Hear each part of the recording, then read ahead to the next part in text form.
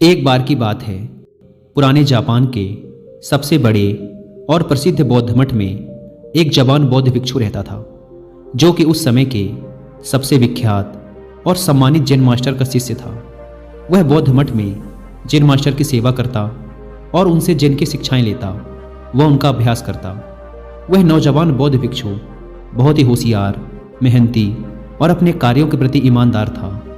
वह जैन मास्टर के द्वारा दी गई हर एक शिक्षा का पूरे लगन के साथ अभ्यास करता और पूरी ईमानदारी के साथ उनका पालन भी करता।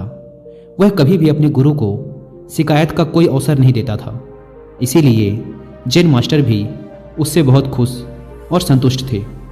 एक दिन जैन मास्टर ने अपने उस शिष्य को एक बहुत ही महत्वपूर्ण काम देने का निर्णय किया। उन्होंने शिष्य को अपने पास बुलाया और उसके हाथों में एक पत्र देते हुए कहा, तुम्हें इस पत्र को जितना जल्दी हो सके क्योटो शहर में रह रहे इसके असली मालिक तक पहुंचाना है। लेकिन याद रहे, किसी भी हालत में यह पत्र तुमसे खोना नहीं चाहिए और ना ही किसी दूसरे व्यक्ति के हाथ लगना चाहिए। इस पत्र का जल्द से जल्द इसके सही मालिक तक पहुंचना बेहद ही आवश्यक है, क्योंकि इसमें हजारों लोगों की जिंदगी और मौत का सवाल है। मास्टर का आदेश मिलते ही वह बिना एक क्षण गवाए अपने काम में लग गया। उसने रास्ते के लिए भोजन लिया, अपनी तलवार उठाई और घोड़े पर सवार होकर निकल पड़ा पत्र को उसके मालिक तक पहुंचाने के लिए। वह अपने घोड़े को तब तक तेजी से दौड़ाता रहा जब तक वह एक बड़ी सी नदी के किनारे नहीं पहुंच गया, जिसे पार करने के लिए एक सकरा सा पुल बना हुआ था। उस पुल के दूसरी तरफ एक समुराई योद्धा अपनी तलवार लिए हुए खड़ा था, जिसने उन पहले 100 लोगों से युद्ध करने की कसम खा रखी थी जो उस पुल को पार करेंगे। अब तक वह वहां से गुजरने वाले 99 लोगों से युद्ध करके उन्हें मौत के घाट उतार चुका था, और अब वह यहां से गुजरने वाले उस 100वें व्यक्ति का बड़ी ही बेसब्री से इंतजार कर रहा था, जिसे युद्ध में मौत की नींद सुलाकर वह अपनी प्रतिज्ञा पूरी कर सके। जैसे ही उस नौजवान बौद्ध भिक्षु का घोड़ा उस पुल पर चढ़ता है, समुराई अपनी गरजती हुई आवाज में बोलता है, तुमने इस पुल पर कदम रख दिया है, इसीलिए अब तुम्हें मुझसे युद्ध करना होगा। अपनी तलवार निकालते हुए समुराई चिल्लाया, मरने के लिए तैयार हो जाओ। अपनी मौत को अपनी तरफ आता देख वो बौद्ध भिक्षु अंदर ही अंदर बहुत डर गया। लेकिन तभी उसे अपने गुरु की बात याद आती है कि पत्र बहुत महत्वपूर्ण है, यह किसी दूसरे व्यक्ति के हाथ नहीं लगना चाहिए। वह समुराई से पत्र की महत्वता के बारे में बताता है और उससे प्रार्थना करता है कि वो उसे उस पत्र को उसके गुरु तक वापस पहुंचा देने दे, और वह वचन देता है कि पत्र वापस करने के बाद वह जरूर उससे युद्ध करने वापस आएगा। समुराई उसकी बात मान लेता है और उसे वापस जाने देता है। पूरे रास्ते भर उस पुल पर हुई घटना के बारे में सोचते सोचते वह कब आश्रम पहुंच जाता है उसे पता ही नहीं चलता। आश्रम पहुंचते ही वह तुरंत जैन मास्टर के पास जाता है और उन्हें सारी घटना कह सुनाता है, इस उम्मीद में कि शायद मास्टर उसकी मदद करेंगे। लेकिन पूरी बात सुनने के बाद मास्टर सिर्फ इतना ही कहते हैं, मेरे पास ऐसा कोई तरीका नहीं है जिससे तुम एक समुराई योद्धा को तलवारबाजी में हरा सको, इसीलिए तुम्हारी मौत तो निश्चित है। लेकिन हाँ, मैं तुम्हें मृत्यु का सामना करने का सबसे अच्छा तरीका जरूर बता सकता हूँ।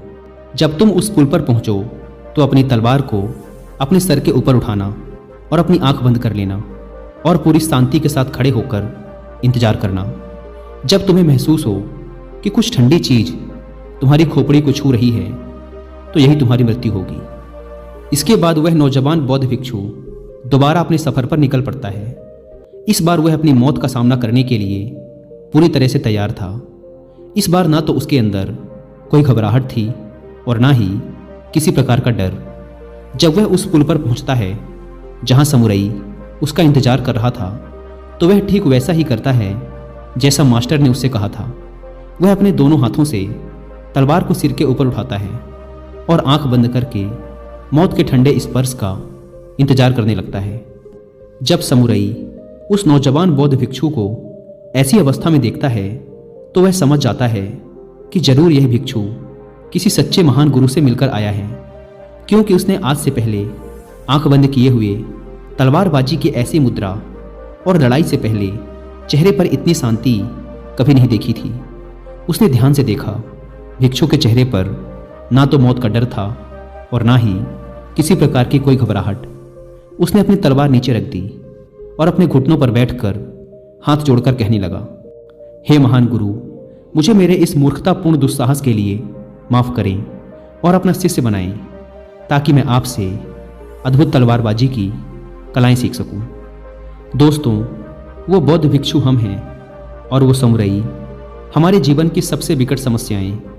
कई बार हम ऐसी स्थिति में फंस जाते हैं जहां से बाहर निकलने का हमें कोई रास्ता नजर नहीं आता। तब ऐसी परिस्थिति में हमें खुद को शांत, पूरी तरह से शांत रखने की जरूरत होती है।